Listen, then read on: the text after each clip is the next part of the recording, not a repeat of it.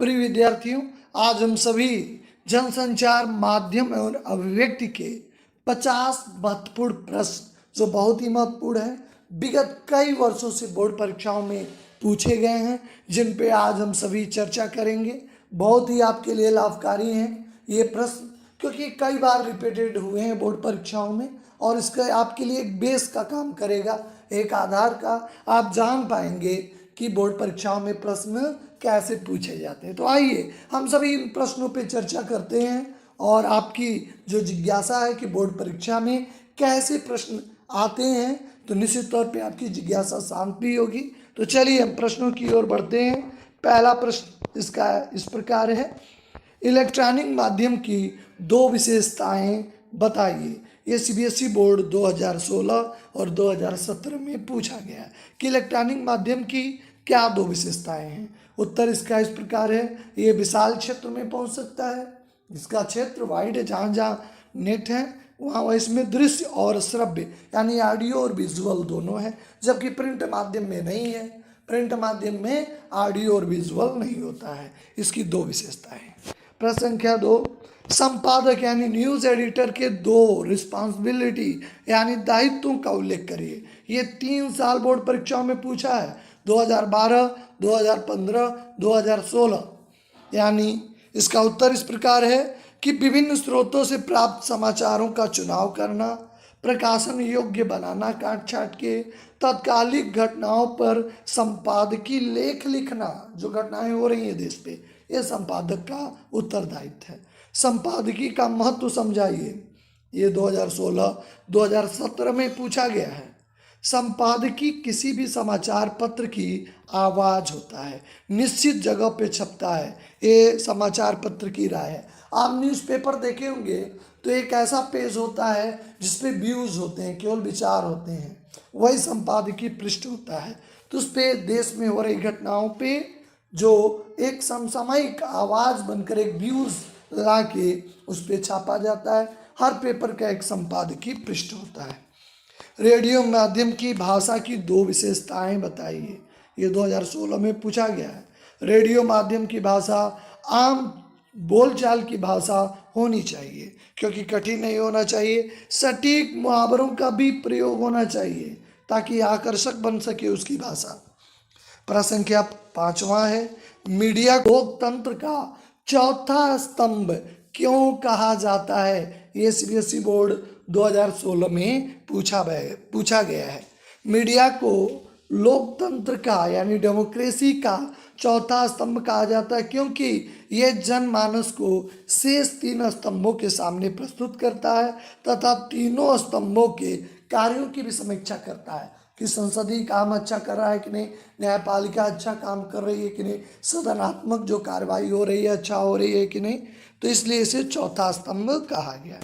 अंशकालिक पत्रकार कई बार बोर्ड परीक्षाओं में पूछा गया है, 2015 और 17 में। अंशकालिक पत्रकार वे पत्रकार हैं जो किसी भी समाचार में अस्थायी नहीं होते। वे एक से अधिक अखबारों के लिए सामग्री इकट्ठा करते हैं, कम समय के लिए होते हैं और कोई निश्चित नहीं है। अंशकालिक मतलब अंश का अर्थ ही होता है कुछ भाग, कुछ समय के लिए ही होते हैं, अस्थायी नहीं होते हैं, और अंशकालिक पत्रकार होते हैं। पेज 3 पत्रकारिता तो अधिकतर परीक्षाओं के लिए बहुत ही महत्वपूर्ण है, 2014 और 15 में पूछा भी है।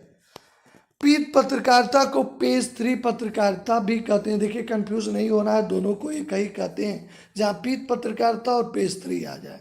प्रायः चरित्रहीनता से संबंधित होता है। सनसनीखेज चकाचौंध वाली खबरों को प्रकाशित करने का काम पेज 3 होता है। ग्लैमर से जुड़ी खबरें होती हैं।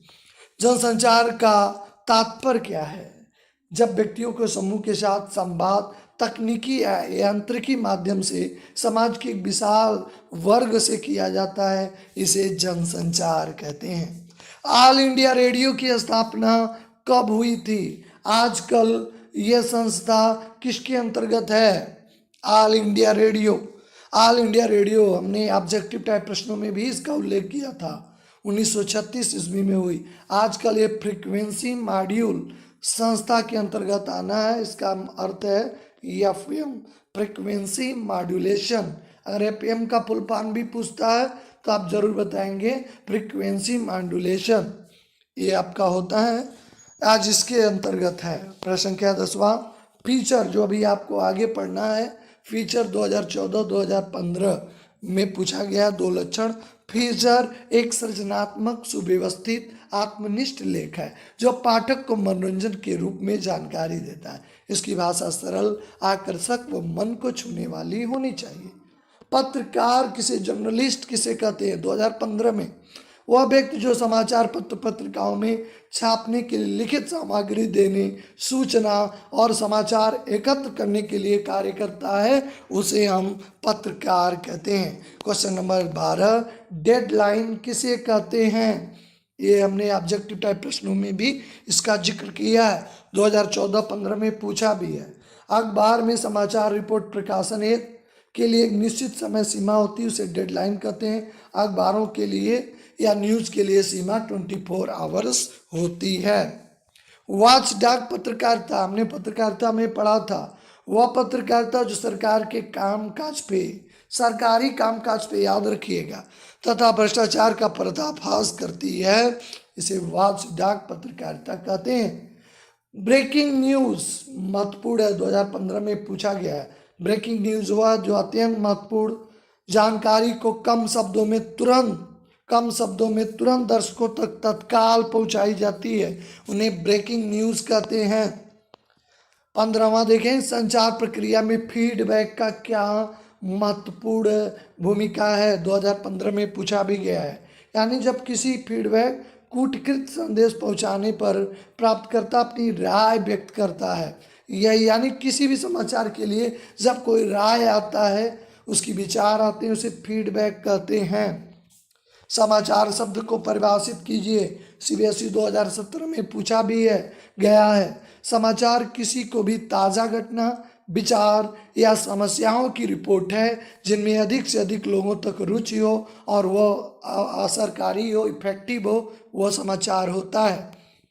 प्रश्न संख्या 17, इंटरनेट की लोकप्रियता। आज इंटरनेट के माध्यम बहुत ही लोकप्रिय हो रहे हैं, उनकी लोकप्रियता के क्या कारण है? क्योंकि इससे जो भी चीज़ भेजा जा रहा है उस बेहतरीन साधन है। इसके साथ इसमें द्रव्य, ऑडियो एंड विजुअल भी माध्यम की एक भागीदारी है, इसलिए इंटरनेट आज तेजी से ख्याति प्राप्त कर रहा है। किसी समाचार की प्रस्तुति में जन रुचि यानी लोगों की रुचि का क्या महत्व है, 2015 में पूछा गया है। समाचार पत्रों में जन रुचि के अनुसार ही खबरों को ध्यान दिया जाता है। राजनीति, खेल आदि खबरें पाठक वर्ग के रुचि के अनुसार ही महत्व पाती हैं। अगर ये खबरें अगर पाठक वर्ग या श्रोता वर्ग न सुने, उनका कोई महत्व नहीं है। संपादन में वास्तवपरकता से क्या अभिप्राय है? संपादन, एडिटिंग, न्यूज़ एडिटिंग में वास्तवपरकता से क्या अभिप्राय है? 2015 में वास्तवपरकता का आशय है समाचार घटना तथ्यों को उसी रूप में प्रस्तुत किया जाए, छेड़छाड़ न किया जाए जिस रूप में घटित है, किसी दबाव कारण बदला नहीं जाना चाहिए। अगर मॉडिफाई हो जा रहा है तो निश्चित तौर पे समाचार की जो है उत्कृष्टता में गिरावट आती है। देखिए, अब न्यूज़पेपर में कार्टून कोना यानी कार्टून के माध्यम से भी व्यंग्य किया जाता है। कार्टून कोना समाचार पत्र के कोने पे होता है। इस माध्यम से की गई सटीक टिप्पणियां पाठक को छूती हैं। एक तरह से ये हस्ताक्षर संपादकीय है, यानी कार्टून के मध्यदेश में क्या हो रहा है उस पर एक व्यंग होता है कार्टून कोना में। अब न्यूज़पेपर में देखे होंगे। पत्रकार के 2 प्रकार लिखिए, बहुत सारे पत्रकार हैं, पूर्वकालिक, अंशकालिक, स्वतंत्र, ये पत्रकार के प्रकार हैं। एंकर बाइट, हमने ऑब्जेक्टिव टाइप क्वेश्चन में भी इसका जिक्र किया था, बहुत इंपॉर्टेंट है, 2013, 2015, 17 बार में पूछा गया है। एंकर बाइट जब किसी घटना यानी वहाँ पे प्रत्यक्षदर्शियों पे उनकी राय ली जाती है, उस दृश्य के साथ दिखाया जाता है, इसे खबर प्रमाणित हो जाती है, यानी मौके पर कोई घटना घटती है, वहाँ पे मौजूद लोगों की राय ली जाती है और उस घटना को दिखाया जाता है, जिससे वो खबर प्रमाणिक हो जाती है, सर्टिफाइड हो जाती है। विशेष लेखन क्या है? 2012, 13, 15 में पूछा है। किसी विशेषज्ञ द्वारा विषय पर लिखे जाना विशेष लेख कहलाता है। जैसे खेल का कोई समाचार है, खेल विशेषज्ञ से लेख लिखा जाता है। कोई कानून का जानकार है, राजनीतिक विशेषज्ञ है, उससे कोई लेख लिखवाया जाता है, वो विशेष लेखन हो जाता है। आधुनिक जनसंचार का आधुनिक माध्यम क्या है? सबसे आधुनिक आपका इंटरनेट है। फीचर लेखन किसे, इसका तो हमने चर्चा कर ही दिया है। 26 है, प्रमुख समाचार माध्यम कौन कौन से हैं? रेडियो, टीवी, अखबार, इंटरनेट आदि हैं। समाचार लेखन की बहुप्रचलित शैली कौन है? उल्टा पिरामिड, 6 ककार वाली। आप सभी उल्टा पिरामिड में इसका अध्ययन किए हैं। भारत में पहला छापा खाना यानी प्रिंटिंग प्रेस कहाँ पे था? 1556 ईस्वी में गोवा में खुला था। याद रखिएगा, CBSE 2014 में पूछा गया है। किन्हीं 2 राष्ट्रीय समाचारों पत्रों का नाम लिखिए। दैनिक जागरण, दैनिक भास्कर, जनसत्ता, अमर उजाला। एन कोडिंग बहुत ही महत्वपूर्ण है, पूछा भी गया है। एन कोडिंग से आप क्या समझते हैं? संदेश को भेजने के लिए संकेत, ध्वनि या चित्रों का उपयोग करके किसी भाषा का कोड बना लेना, यानी कूट हिंदी में कहते हैं, उसे कोडिंग करना, यानी समाचार को संकेतों में बदलना ही आपका एन कोडिंग होता है। फोन इन कार्यक्रम, फोन इन की वो सूचनाएं व समाचार हैं घटनास्थल पर मौजूद रिपोर्टर फोन से बात करके एंकर तक, दर्शकों तक पहुंचाते हैं, या दर्शक स्वयं किसी कार्यक्रम में फोन के द्वारा जुड़ जाते हैं, ये फोन इन होता है। पत्रकारिता में बीट शब्द का उपयोग क्या होता है? पत्रकारिता में खबरों को बीट कहते हैं, जैसे राजनीतिक, आर्थिक, खेल, फिल्म, कृषि आदि। इस आधार पर संवाददाताओं को काम दिया जाता है। संपादकीय लेखन में लेखक का नाम क्यों नहीं आता है? आप देखिए, संपादकीय लेखन में कभी भी लेखक का नाम नहीं आता है, क्योंकि ये व्यक्ति विशेष का विचार नहीं होता है, बल्कि अखबार का दृष्टिकोण होता है। स्वतंत्र पत्रकार बहुत बार पूछा गया है, ये किसे कहते हैं? जो फ्री लांसर भी कहते हैं। ऐसे पत्रकार जो किसी अखबार में बध कर भुगतान के आधार पे अलग अलग, किसी एक अखबार के लिए नहीं, वो स्वतंत्र होते हैं, किसी भी अखबार के लिए लिख सकते हैं। स्तंभ लेखन से आप क्या समझते हैं? 2014 में पूछा गया है। स्तंभ लेखन वे विचार परक लेख हैं जो किसी विशेष लेख द्वारा अपनी वैचारिकता को व्यक्त करने की एक अलग शैली होती है। पत्रकारिता की भाषा में मुखड़ा, इंट्रो का बड़ा ही महत्व होता है, यानी शुरुआत।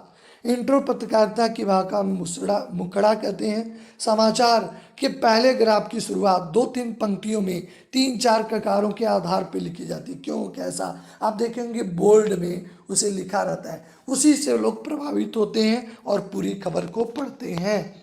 एडवोकेसी हमने बताया था कि पत्रकारों द्वारा चलाई गई किसी खास मुद्दे या मुहिम पे उठाकर आगे बढ़ाते हैं, उसके पक्ष में जनमत जुटाने पे के लिए जोर शोर से अभियान चलाते हैं।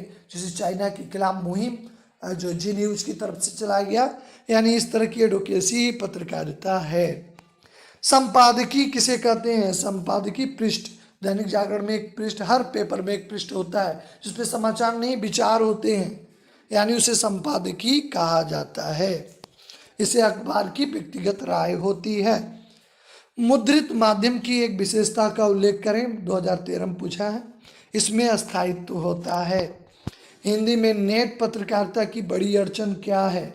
हिंदी में नेट पत्रकारिता की अड़चन फॉन्ट है, यानी जो फॉन्ट है उसका, यानी उसमें लिखना, उसे टाइप करना, ये सबसे बड़ी दिक्कत है। ऐसे 4 हिंदी समाचारों के पत्रों के नाम लिखिए जिन्हें वेब या नेट संस्करण भी उपलब्ध हैं। आप इंटरनेट पे भी उस पेपर को पढ़ सकते हैं। दैनिक भास्कर, अमर उजाला, दैनिक जागरण, पंजाब केसरी, आप इंटरनेट पे भी इस पेपर को पढ़ सकते हैं। समाचार लेखन के लिए 6 ककार बहुत ही महत्वपूर्ण है। समाचार लेखन के लिए 6 ककार इस प्रकार हैं: क्या, किसके, कहाँ, कब, कैसे तथा क्यों। खोजपरक पत्रकारिता, इसका हमने उल्लेख कर चुके हैं।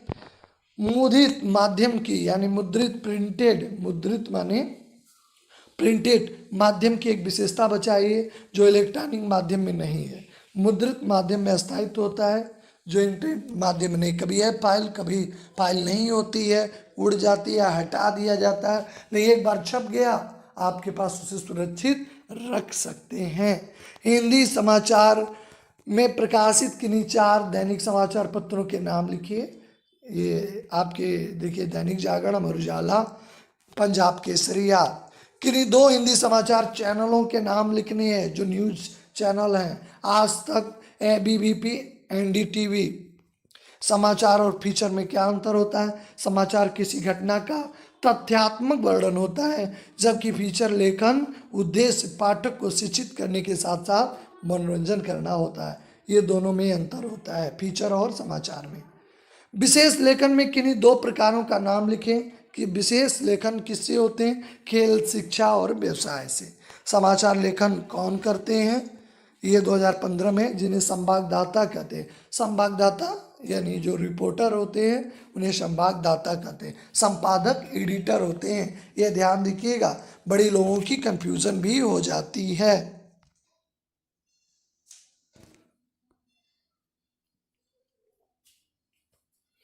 ये बहुत ही कंफ्यूजन हो जाती है, इस बात का ध्यान देना है। समाचार लेखन संवाददाता करते हैं, विशेष इस बात का ध्यान रखेंगे। क्वेश्चन नंबर 50 आपका है, अखबार व अन्य माध्यमों से अधिक लोकप्रिय क्यों है? इसका मुख्य कारण लिखिए। अखबार आज भी, कितनी भी इंटरनेट की ख्याति बढ़ गई है, लेकिन आज भी अखबार क्यों महत्वपूर्ण है? अखबार अन्य माध्यमों से अधिक लोकप्रिय हैं, किनमें अस्थायित्व है, क्योंकि इसमें जो एक बार मटेरियल छप जाते हैं, आपसे कट करके बहुत सारे लोग उसको रखते हैं, बहुत दिनों तक रहते हैं और काफ़ी अस्थायित्व होता है। इसको आराम से लोग पढ़ लेते हैं, डिवाइस की ज़रूरत नहीं पड़ती है, इसलिए इसमें सुविधाओं का बहुत ख्याल होता है, इसलिए ये बहुत ही महत्वपूर्ण है अखबार।